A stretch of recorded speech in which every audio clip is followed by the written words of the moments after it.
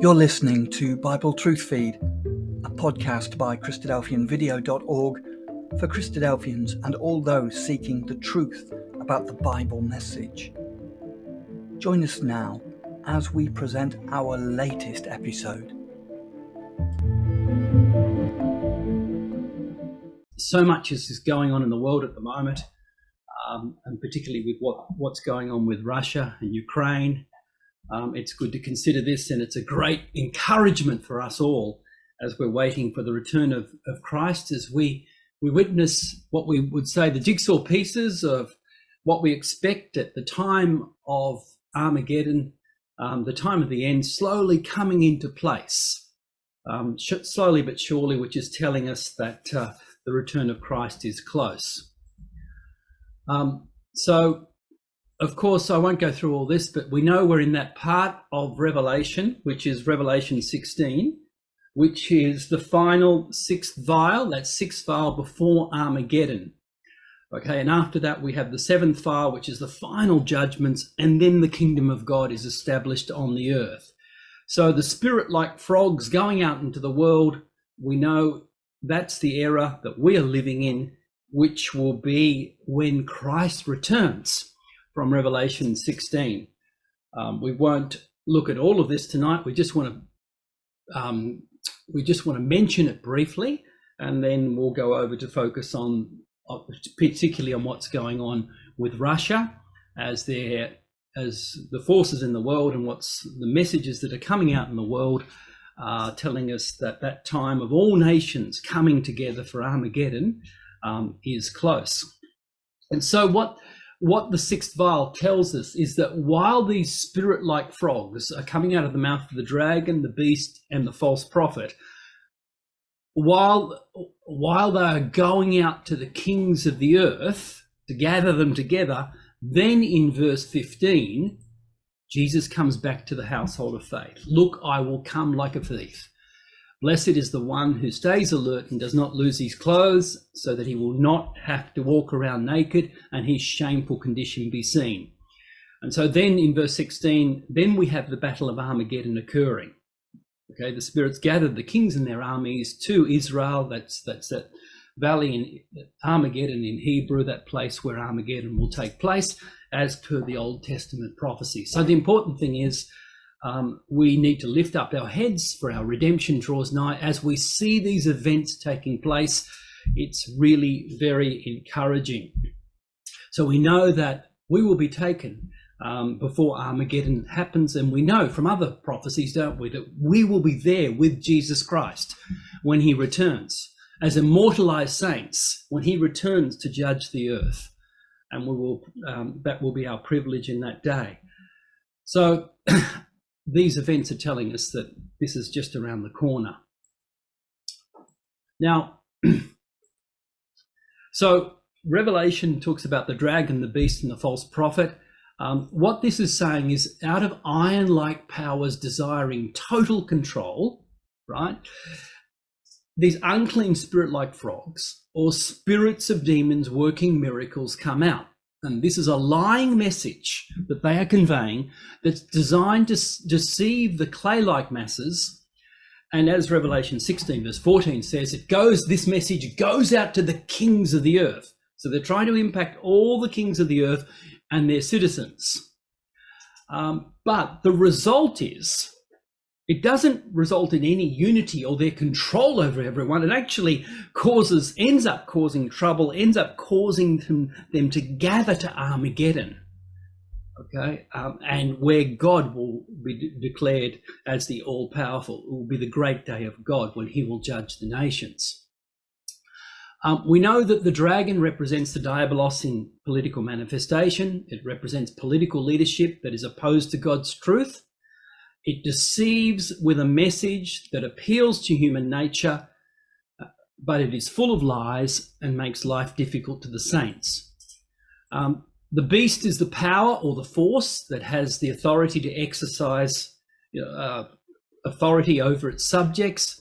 And in the context of Revelation, it's the empire that has extended from Daniel's fourth beast. There's no fifth beast, is there, in Daniel? There's only four beasts, and then And then it's divided, that fourth beast is divided and takes on various forms and various phases. So essentially we're looking at the Roman beast, which is the area of Europe, but it's exerting its influence globally. And importantly, this includes the ability to make law, to control finances and money.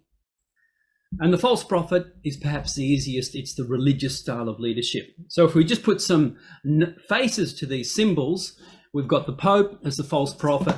The beast is centered in Europe. It's all those European acronyms, the EU, the IMF, the Bank of International Settlements, the UN, the WHO, the World Economic Forum, the World Trade Organization. And the dragon, yes, it definitely includes Russia, but the diabolos and political manifestation is in all nations throughout the world today. So it includes our own leaders. And what's coming out of their mouths, as I've summarized here, is a corrupting message of liberty, equality, fraternity. And they are able to do this because they control the media. They control our legal systems. They determine what is true from a scientific point of view. And they have heavy influence over the politicians, because if you're going to be successful in the political world, you need a lot of financial support to ever get to be a prime minister, or particularly, say, a president of the US. And you need favorable media coverage as well. And so all of this is how they perform their miracles or their signs, which is full of lies and deception, to forward their agenda. So out of the mouth of these iron-like powers desiring total control, a lying, clay-like, corrupting message comes out, and it deceives the nations. It impacts all the kings of the earth and their citizens. And so here's some obvious examples that we can see today of corrupting lies coming out of their mouths that are promoted as indisputable truths before us all. Global warming, climate change, key economic statistics such as the GDP, which is the economic performance of any particular country, how economic growth is going, inflation, unemployment rates. These statistics are all exaggerated, manipulated to make the governments look good when they're not. Microbes to man evolution, it's promoted as a fact, and creation is just a myth and a story. We know that's wrong, don't we? And perhaps more relevant lately is we've seen this great push about marriage. Now it's not just between a man and a woman, and the LGBTQ push is promoted as truth, and Bible values and Bible morals are wrong. And also one's gender is based on no longer as God created as a male or a female, but based on your deep internal experience of how you feel things deeply. And then there's the some obvious examples over the past few years. Saddam Hussein holding weapons of mass destruction, which was never the case. Gaddafi oppressing the Libyan people, and America brought freedom and peace to Libya, which was not the case. And Assad using chemical weapons on his own citizens. These were all justifications that the media drummed out. And they were lies, but the reason the media drummed out these lies was to enable invasions of these countries. And the real issue is control of resources, control of keeping the US dollar as the currency for oil and global trade, dominance, of finance and money. They're the real reasons for those incidents, but there were other things that the general public was lied about. And even Russia interfering with the 2016 US presidential election. For 5 years, the Democrats just hung on that, but it was all lies. And right now, the media is portraying that Russia is the only evil, provocative aggressor in Ukraine. And that Russia has no right to be there. And what Russia's doing is absolutely terrible. And of course, America and the West are the good guys. So it's not quite the truth. There's a bit of truth and error there. So what we want to have a look at tonight is what's going on, particularly in Russia, how Russia is increasing its territory while being provoked by the King of the South. And then if we've got time, we'll go over a couple of things, how the Pope is seeking global religious control at the moment. And also in Italy, some recent elections was quite a stunning result when Meloni has now been elected as the Prime Minister of Italy. And this has shocked the iron-like EU leaders in Europe because she's definitely not in agreement with them. And then next week, we'll go on to talk about this in this subject, how they are changing God's definition of marriage and gender, and hopefully what our response and what we can do about this and how we should be prepared. Okay, so let's look into this take a closer look at what's going on in Ukraine at the moment. And I guess the most recent news that I think occurred at the end of last month was there were votes that took place in these four eastern areas of the Ukraine, as you can see on the map here, the Luhansk, the Donetsk region, and Zaporizhia, I can't really pronounce that, the Kherson region, and all above Crimea.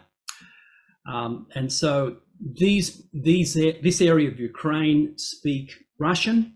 Okay, they've been actually, when Crimea became part of Russia, they wanted to become part of Russia way back then too, but Putin, didn't support that at the time. Said, "Wait, be patient."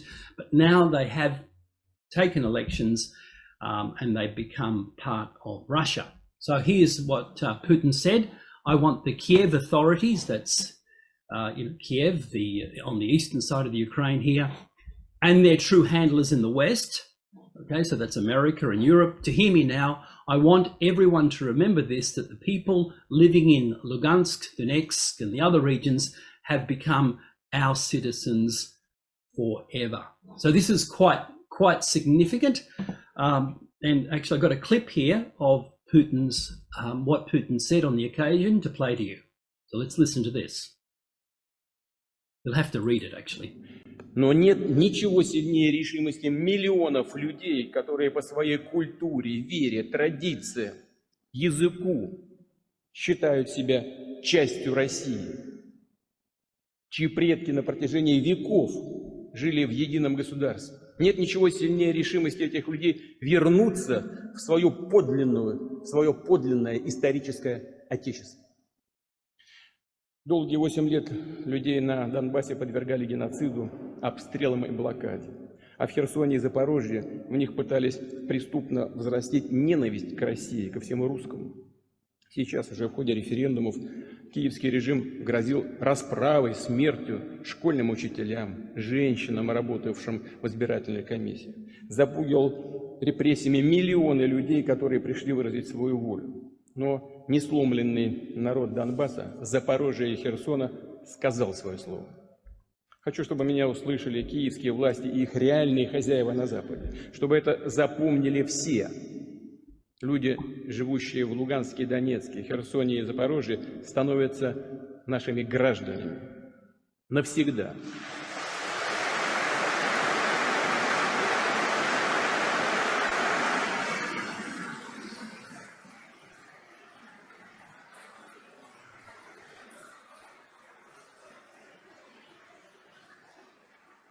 Мы призываем киевский режим немедленно прекратить огонь, все боевые действия, ту войну, которую он развязал еще в 2014 году, и вернуться за стол переговоров.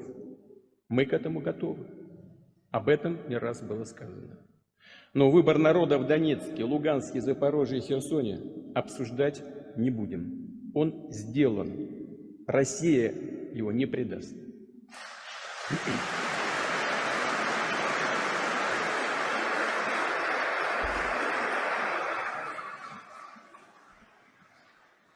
И сегодняшние киевские власти должны относиться к этому свободному волеизъявлению людей с уважением, и никак иначе.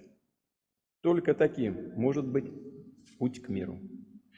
Мы будем защищать нашу землю всеми имеющимися у нас силами и средствами, и сделаем все, чтобы обеспечить безопасную жизнь наших людей.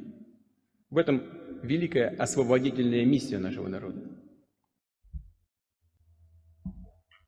All right. So as you can heard him or read what he was saying through the subscripts there, Putin is very determined there that these countries,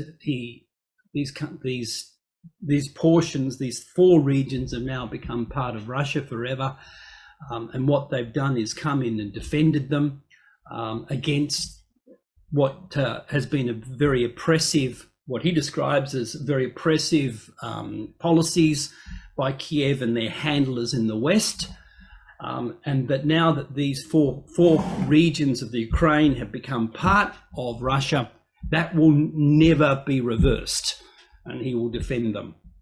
Okay, so he's portraying himself as defending the people, the Russian side of Ukraine, but the Western media, you will note, it portrays something entirely different. When you read the Western media, Ukraine, Ukraine denounces Russia as a terrorist state before the United Nations. Russia's the terrorist. And world leaders slam Putin's atrocities and war crimes. And horrific, more officials condemn Russia's sweeping strikes on Ukraine and reconfirm US aids. So they're making out that what Russia is doing is absolutely terrible, that Russia's enemy number one. Russia's missile stack, Sky News Australia, Russia's missile strikes on Ukraine were really appalling attacks. And the G7 is going to hold crisis talks on Russia's bombing blitz in Ukraine. So this is what we're being bombarded with in the media every day. Russia's war, Russia's the invader. Putin is making, and then they're making it out as if Putin is losing, and Ukraine is winning. Putin is making strategic errors, and Russia's military leadership is increasingly factional. And that Russia's latest attacks on Ukraine are a show of weakness, that the West is winning the war, that Putin's about to have a heart attack and drop dead, that everything is going wrong for Russia, and ultimately the war they're fighting, they will be victorious against Russia, is what's being portrayed in the Western media. The UN General Assembly applauds the Ukraine, shuns Russia in tense meeting just hours after deadly missile strikes. The reporting is all one way. The UN takes up measures to demand reversal of Russia's annexation of the Ukraine region. So now we're going to try and reverse that decision. And so the EU adopts its latest package of sanctions against Russia and over the illegal annexation. This annexation wasn't democratic. It wasn't the will of the people. It was entirely illegal, is what the Western media is conveying. A sham. They're calling it a sham. A sham accession referendum. And then I like this one. Russia is buying North Korean weapons to keep its Ukraine war going, as if Russia's on the verge about to collapse. Now, I don't think this is the case. Some of it might be true, but I think Russia is calmly and calculatingly making a lot more progress and will be around for a lot longer. And we're not being told of the strategic advancement that Russia has actually is making in the Ukraine, in definitely taking over that eastern side, and definitely, it's not about to collapse. It's actually economically doing quite well, but the Western media is keeping this from us. Now, and so there's a true saying. This was said by an ancient Greek philosopher, Aeschylus, who's supposedly the father of tragedy. In war, truth is the first casualty. Whether he actually said this is debated, but nevertheless, it's a self-evident truth. And someone takes it a little bit further by saying it's often being observed that the first casualty of war is the truth. But that's a lie too, in its way. The reality is that for most wars to begin, the truth has to have been sacrificed a long time in advance. So what are we to make of this? Russia's saying one thing, the Western media is saying an entirely different thing. Well, what we have to do is take our big picture view on what's going on, not from the media, but from what the Bible says. Because this is our rock, isn't it? This is our anchor, and God has given us Bible prophecy to encourage us, to let us know what we should expect to be happening in the last days. And as we've already seen, we can expect lies to be coming out of the media. That's the frog-like spirits. It's a corrupting message that will be coming out to forward their own agenda. Okay. And of course, with respect to Russia, the Bible also tells us in Ezekiel 38, okay, the alignment of that Russia will have all these nations aligned with it, and it will come down and invade Israel in the future. And that the Western powers will be unable to stop the northern invasion. And in this day, the Bible's telling us we can expect that the Western powers, they're very strong in influencing Europe and the world at the moment, but they will be a lot weaker. And that Russia will align with much of Europe. And this means that we should be looking out for Europe to kick the US and NATO out.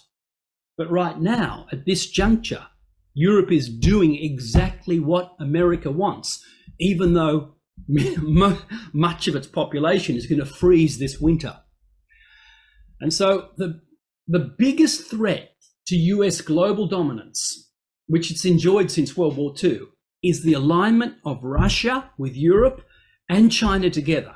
You get those three together and it's a game over for the US as the world's global policeman and dominating global trade.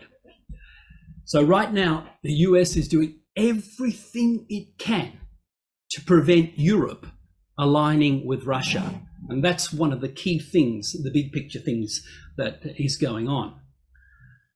And of course, Daniel 11 also tells us that at the time of the end, the king of the south will push at the king of the north. Right? But then the king of the north will come against him like a whirlwind with chariots and with horsemen and many ships, and he'll come down and enter into the countries and overflow. So the Bible tells us that at the time of the end, the king of the south, and that's Tarshish and the young lions, the Western powers, will be the ones that are provoking the king of the north. And so that's the context, just briefly on the context of Daniel 11. Daniel 11 speaks about the king of the north and the king of the south through the whole chapter. And it follows the history since the breakup of the Greek empire into 4 different areas, headed by Cassander, Lysimachus, Ptolemy, and Seleucus. And it's these 2, Ptolemy and Seleucus, that became important, the dominant parts of the split Greek empire for much of history. And so Daniel 11 refers to this. The king of the south, from verse 5, shall be strong, and one of his princes, and he shall be strong above him, and have dominion, and his dominion shall be a great dominion.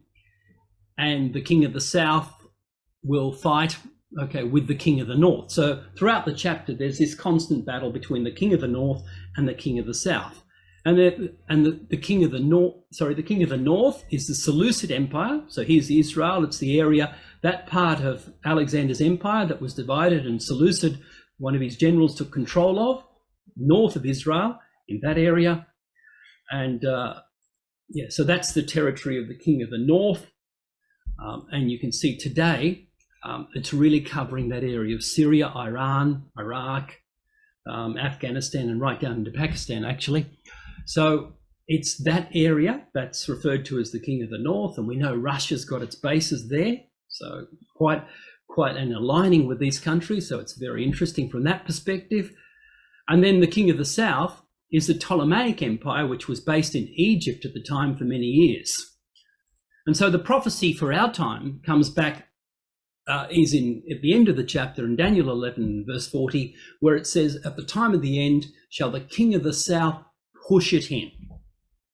Okay, at the time of the end, the king of the south is going to be pushing at the king of the north, and eventually the king of the north will come. Well, that's pushing is provoking, like provoking with a prodding stick. Really provoking someone. That's the idea of that word push. And eventually the king of the north won't be able to restrain himself, but is going to come down in response and enter into Israel and Egypt, as Daniel 11 verse 40 says, and ultimately, of course, will then be destroyed by the intervention at Armageddon. So, so that's just, here's another chart just showing the two, the king of the north, the Seleucid Empire, and the king of the south as the Ptolemaic Empire. The king of the south controlled Egypt, and the king of the north controlled Syria, Iran, and Iraq. And both powers will exist. Daniel 11 verse 40 is both powers will exist in the last days. And so I think it's clear to everyone that the king of the north is in this area, with Russia having its bases in Syria, and aligning with Iran and potentially Iraq and other countries in the area as well. What about the king of the south? Well, the US influence in Egypt is enormous. Historically, Egypt has been an important country for the US national security interests based on its geography, demography, and diplomatic posture. And obviously, you've got the Suez Canal here in Egypt as well, through which the US military and trade can all go through, enabling a great advantage for whoever's controlling that area. And also, you must, in 1979, there was the peace treaty with Israel, and that remains one of the most significant diplomatic achievements for the promotion of Arab-Israeli peace. And so that's important as well. And another factor to bear in mind is that Egypt has been the second largest recipient of US financial and military aid every year, only second to Israel. Okay, and during the Arab Spring, 2011 to 2013, when Egypt decided to try and go its own way, the Egyptian economy almost collapsed because the US withheld providing that financial aid. And soon a leader, the current leader of Egypt, got back in power. He was a military man and very closely associated with the US again. And so Egypt continues. So without that US support, okay, Egypt's economy would be an absolute basket case. And of course, the US presidents, this just shows the US bases around the area in Egypt, not only in Egypt, but all through Saudi Arabia as well. So they're definitely positioned there. The technical term for this is hegemony. So the king of the south provides significant economic and military support to Israel and Egypt. It controls or influences the area by hegemony. And that means the position of being the strongest and most powerful nation, and therefore able to control others. And this is a chart just recognizing the US military aid that it does. Of course, Israel is the biggest recipient of US military aid, but Egypt is the second biggest. All right, so then how does the king of the south push or provoke the king of the north? Well, threaten or harm, it does it by, it can do it first of all economically, because the US has reserve currency status. And the US controls global trade and international funds transfers, for example, the SWIFT system and banking systems, international transfers all over the world. If the US decides, well, you're a terrorist, or we want to place sanctions on you, you can't trade, you cut off. And that's effectively what they've been doing to Russia. They've been trying to circle them. The old policy was simply, like the Romans did in AD 70 to Jerusalem, just surround the city. Don't let anything go in and out.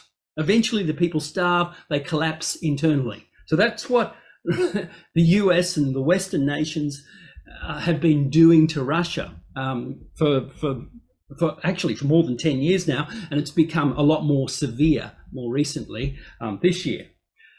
And so the US not only places economic sanctions on Russia, but has the power or the clout to make all other nations do the same. And so, for example, my company, we had to close down our business in Russia. We just closed the office, get rid of all the employees earlier this year because of the sanctions that the US placed on Russia. It meant that everyone had to comply. So that's an amazing power that they have to be able to do this. And of course, militarily, the US has the largest military budget by far in the world.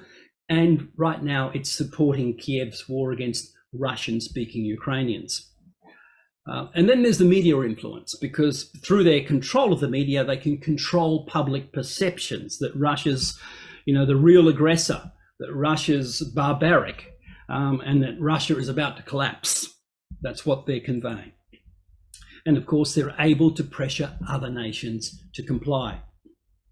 And so then we see for a long time that the US or the NATO have had their missile systems in countries all around Russia. Imagine it the other way around.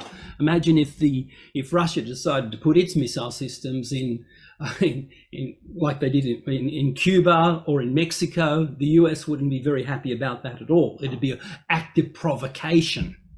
But the Western powers have been doing that to Russia for some time, and that's one of the thorny issues at the moment with Ukraine, because Ukraine is proposing to join NATO and bring in nuclear weapons, right close on Russia's border. So Russia's obviously not happy about that.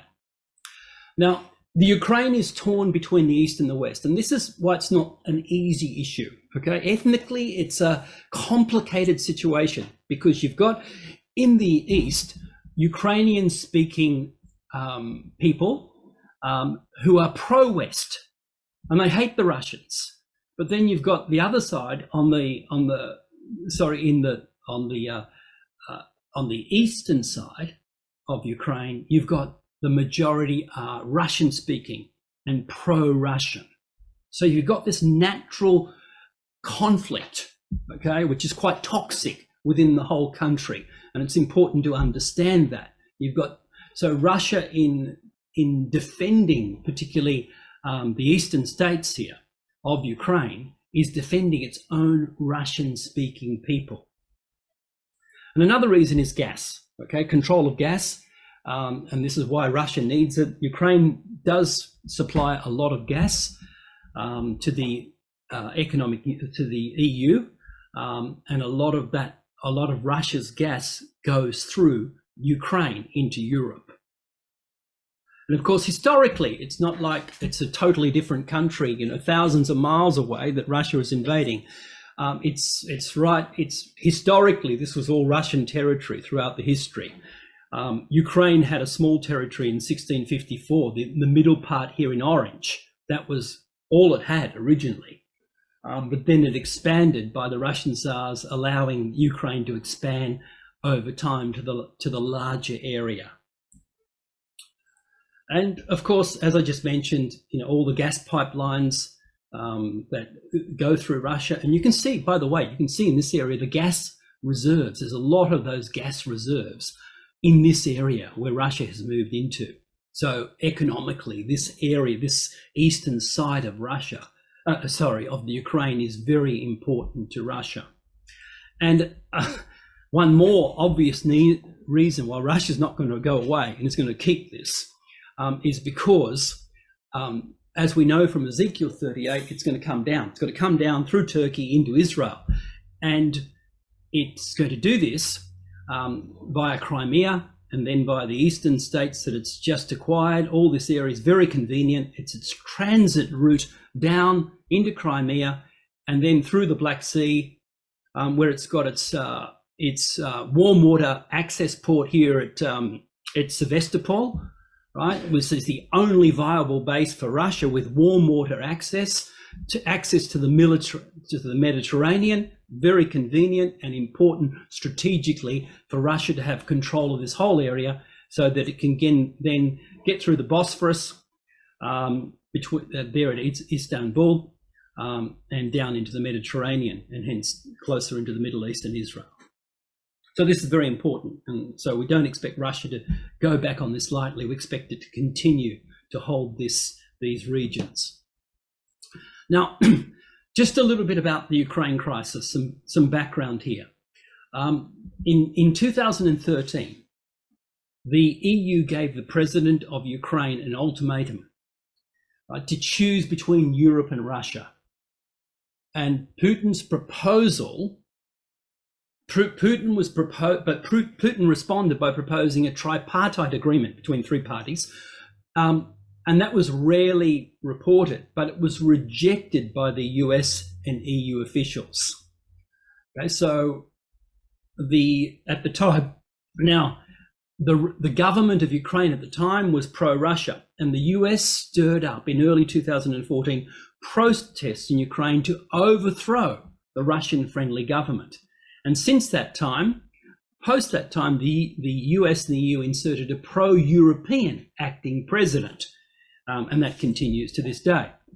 But then the Russian-speaking, the eastern side, the Donbas region of Ukraine, weren't happy about this. And then civil war broke out between the two regions. And in March 2014, Crimea voted to be part of Russia once again.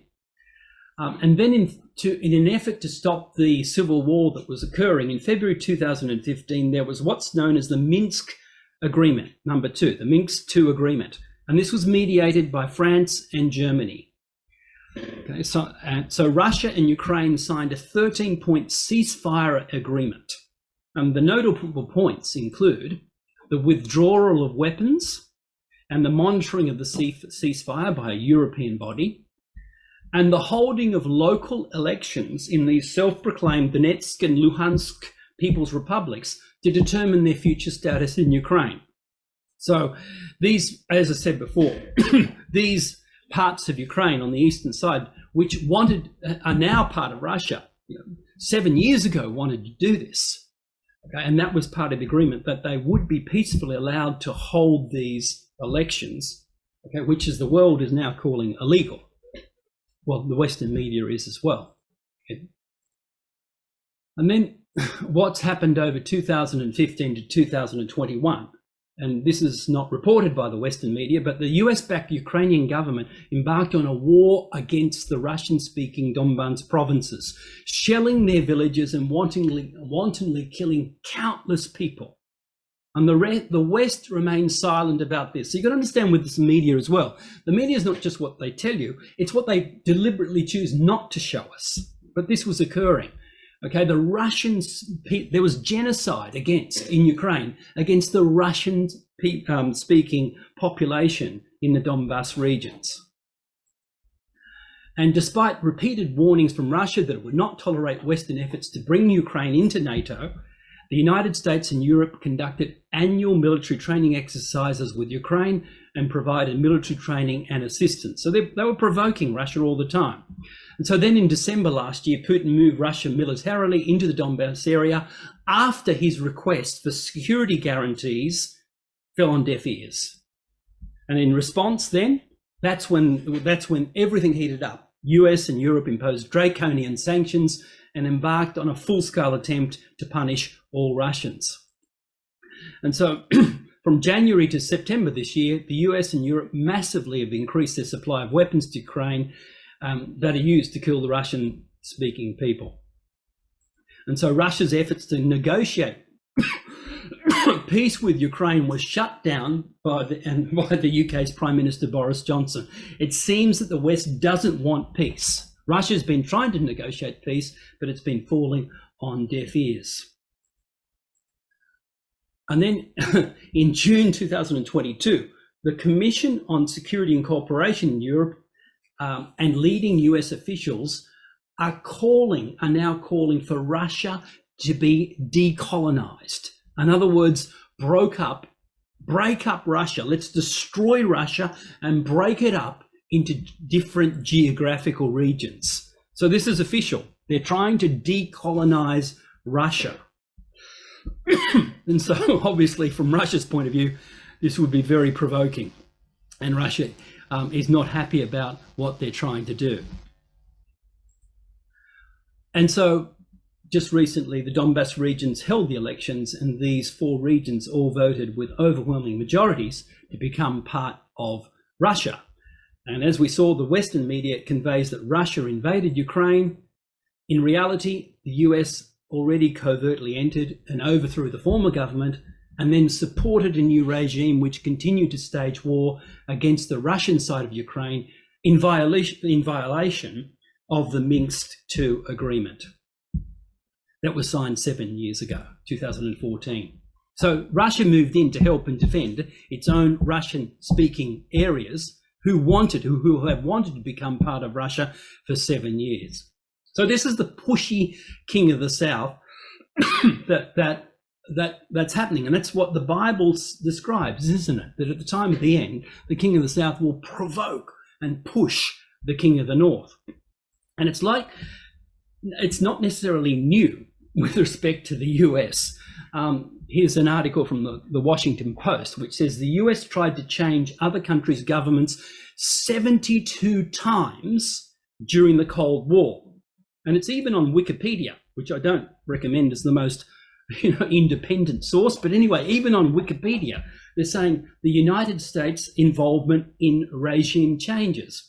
And it describes, according to one study, the US performed at least 81 overt and covert known interventions in foreign elections during the period of 1946 to 2000. Okay, so they're interfering in other countries' governments, and either overtly or covertly, in other words, deliberately or secretly, to put the government in place that will be favourable for their interests. According to another study, the US engaged in 64 covert and 6 overt attempts at regime change during the Cold War. And this is what they've done in Ukraine as well. Okay, so this is the pushy king of the South. Now, you might have also noticed that there was a massive explosion in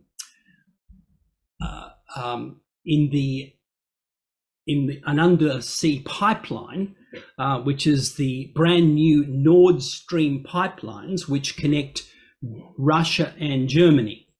So just in the period when these 4 regions of Ukraine were voting to become part of Russia, these explosions occurred. And here's a map of where the pipelines occurred, the stream, Nord Stream 1 and Nord Stream 2. They're fairly new, built by Russia not so long ago.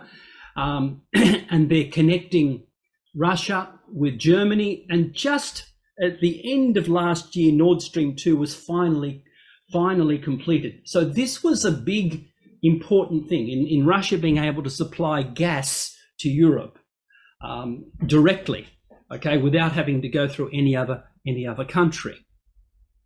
And one thing is very clear: it was deliberate sabotage. And this has really ratcheted up now geopolitical tensions to another level. And many are worried that this could lead to World War III over the dispute of who did this. Okay, so the Western media is basically saying Russia did it, but the Russia is saying, well, it was the West was the mastermind of the Nord Stream attacks. So I'm going to actually play another clip now, and this is actually what the Western media, with a more independent view, which sheds some light on the situation and is quite interesting. To answer a very basic question. How are you going to lower the temperature? How are you going to prevent global nuclear war? It's really the only question that matters. Our leaders, though, have no answer, none whatsoever. Instead of calming tensions, in fact, they seem to be deliberately provoking Russia. Today, Joe Biden once again accused Vladimir Putin of blowing up his own pipeline. You also asked me earlier about the pipeline, and let me say this. It was a deliberate act of sabotage, and now the Russians are pumping out disinformation and lies. And at the appropriate moment, when things calm down, we're going to be sending divers down to find out exactly what happened. We don't know that yet exactly, but we're not, just don't listen to what Putin is saying. What he's saying we know is not true. Okay, don't listen to Putin. Should we then listen to Joe Biden? In February, Biden said this, quote, "If Russia invades, then there will no longer be a Nord Stream 2. We will bring it to an end." And then the State Department, Victoria Nuland, she said the same thing. She said, quote, "If Russia invades Ukraine one way or another, Nord Stream 2 will not move forward." Now, what's interesting is those threats reveal who has incentive for Nord Stream 2 to come to an end. You see, the reason our leaders would make those threats is because Nord Stream 2 helps Putin. There's no reason for him to sacrifice his leverage over Europe by destroying his own pipeline. On the other hand, we all know who is capable of shutting down his own pipeline. That would be Joe Biden and the Keystone XL pipeline. Now, look, there are those, in all fairness, who say the following. They say this is Russia's way, bombing their own pipeline, of constricting supply so that they can jack up global oil and gas prices and then in turn make more money on existing contracts with India and China. But here's a question. Why blow up your own infrastructure? Why not, just turn off the tap? In fact, that's exactly what Vladimir Putin did just a few weeks ago. He shut down the Nord Stream 2 pipeline. There was no gas flowing through a pipeline that now he's being accused of bombing and sabotaging in order to constrict the supply of oil and gas, a supply of which none was flowing through Nord Stream 2. Now, to be clear, I don't know who is responsible for this. I'm just trying to logically follow incentive. And if the U.S. or its allies sabotaged Russian pipelines, it wouldn't be the first time. In 1982, Ronald Reagan authorized the CIA to blow up a Siberian natural gas pipeline using software. So we, American citizens, before we march to a drumbeat directly into global nuclear war, are entitled to answers. You know who else? Now get. All right, so we'll leave it there. So that's quite interesting, but he just points out basically that it doesn't make sense. Russia can simply turn off the tap. Why would they sabotage their own line? All that investment when they've got the tap closed and they just keep it closed. So you have to follow the money. And as I said before, at the moment, I think it looks more likely that America was involved because they're doing everything to break down Russia and Europe coming together. But the Bible tells us Russia and Europe will come together. And so, and then there was another thing that happened. You might have seen the Crimea bridge. This is the bridge that connects the south of Ukraine with Crimea. It's 19 kilometers long. Was built by Russia after it declared Crimea to be Russian territory in 2004. Russia uses the bridge to move military equipment, ammunition, and personnel to the battlefields in southern Ukraine. And so it's been damaged, and it's been acknowledged by the Ukrainians that they have done it. And so here's an article in the Jerusalem Post saying there's a huge explosion rocks the Russian bridge leading into Crimea. The advisor to the Ukrainian president is saying he called the explosion a beginning. He's not directly claiming Ukrainian responsibility, but he's still saying everything illegal that Russia is doing must be destroyed, everything stolen must be returned to Ukraine, everything occupied by Russia must be expelled. So things have ratcheted up to another level now with this bombing of a major bridge that Russia has built. So it's another provocation on Russia, and Russia is responding by recently, over the last few days, you may have seen in the news, striking certain infrastructure in Ukraine. So again, so what we're seeing is the King of the North, is ultimately going to come down, but at the moment he's being provoked. The King of the South is definitely pushing him in his own area, and it just does wonder, cutting off these Nord Stream pipes, and damaging that.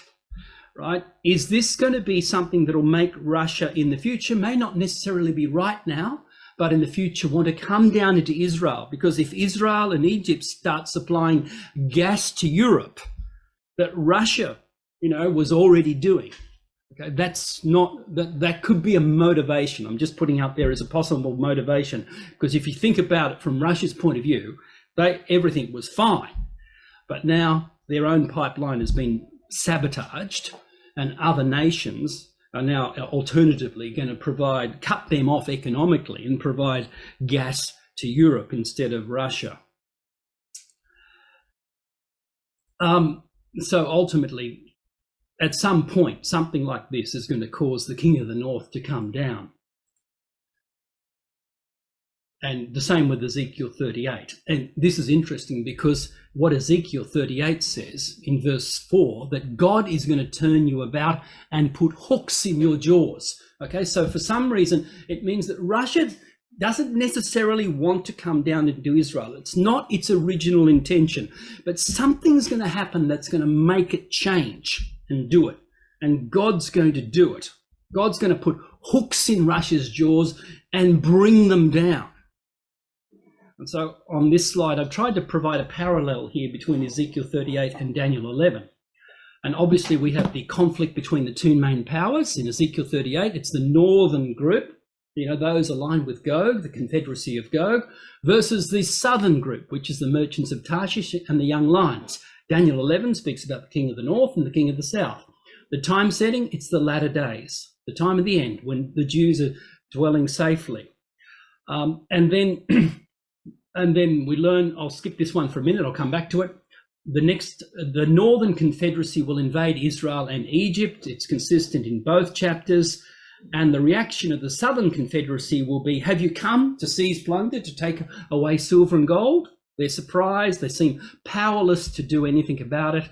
Daniel says that the king of the north is going to have power over the treasures and gold and silver, and of all the precious things of Egypt. And in the end, divine intervention. But what I skipped over, I want to focus on. See, Ezekiel 38, as I said, says, I will turn you about and put hooks in your jaws. Daniel 11 says the king of the south will push at him. So perhaps this is the parallel. These things are parallel because the king of the south pushing at him is ultimately the Most High rules in the kingdoms of men and gives it to whom he will. The fact that the king of the south has so much power and economic power and controls so much today is the will of the Most High. Okay, in that sense, and so the king of the south pushing at him and provoking him, okay, is parallel to what Ezekiel 38 is saying, that God is going to put hooks in his jaws and bring you out. All right, so the big picture points. As I said before, we can get a lot of misinformation in the media. What Russia's saying is not necessarily true, and what the Western media is saying is full of lies as well. But what we can expect using Bible prophecy as our guide is that Russia will keep and expand its control over Ukraine. And Russia will maintain its strategic position in Syria as the king of the north. And we can expect that the power or the influence of the West, the king of the south, will decline going forward. And so NATO influence will diminish. And we also expect that Germany and other European countries, instead of following the bid of America, will throw America out effectively and align with Russia at some point in the future. And Russia will either align with or invade Turkey. And of course, Russia will be aligned with the other parts of Persia, in addition to Syria, Iran, Iraq, Afghanistan, and even Pakistan. And other areas, according to Ezekiel 38, Russia will be in alignment with Ethiopia and Libya. And the West, the king of the south, will continue to provoke Russia like they are doing now until Russia eventually says enough is enough. They're going to end the provoking by coming down and invading Israel and Egypt and seeking to take a great spoil. Just a few other things. They're making out, the Western media is making out Russia's on the verge of collapse, and that Russia's doing really bad, and that the West is winning the war. And part of the reason for that, by the way, is because the US is providing $10 billion a month to aid Kiev's military support. And to keep that going, they have to tell the public and Congress that they're winning the war. If the news is that they're actually not making much progress and Russia's winning, well, Congress in America is not going to be happy about supporting the war. So you have to understand that perspective as well. But, the Russian economy is not doing too bad despite everything happening. And here's a few articles in that regard. The resilient Russian economy surfs sanctions on oil boom. Russia's economy may face multiple long-term challenges, but for now, energy exports appear to be helping it ride out Western sanctions. And one of the main reasons is because it's getting around the US dollar system. It's trading with China and other nations, including India, outside of the US dollar system. So as this headline says, Russia and China bilateral trade moving to the yuan, the Chinese currency. and gradually replacing the US dollar. And this is becoming a theme globally now as the two countries move towards de-dollarization, getting off the US dollar as the global reserve currency, trading outside of the US dollar system. And that's definitely a result of what's occurring. It's forcing China and other nations now to no longer value the US dollar, and they're going to trade outside of that. So de-dollarization is occurring, and you're likely to hear that more and more. And the other thing is that the sanctions are really hurting Europe, okay, more than Russia, as is in the media. They're facing a very frightening prospect for this winter with no gas, a very cold winter. And the average person in Europe is not happy about this at all. And we can see that this is setting the scene for the time, at some point in the future, when when Europe, including Germany, will say we've had enough, and they'll realign with Russia. Just a quick point on Turkey. At the moment, Erdogan, the president of Turkey, and Putin are discussing ways to improve ties to end Ukraine war. So this is interesting. And as the article says here, Ankara's relations with Russia are complex, with the two countries cooperating closely on energy supplies while being at odds over Syria, Libya, and Azerbaijan. So they've got conflicts over certain things, but on other areas they're cooperating. And certainly Erdogan has gone ahead and bought Russia's missile defense system in defiance of what the US wanted them to do. And so in the lead up to Armageddon, the Bible informs us that Turkey will be with Russia, and there's two main possibilities, either by willing alignment or by an outright invasion by Russia. So both are possible. We just watch this space, watch this area as something important is coming.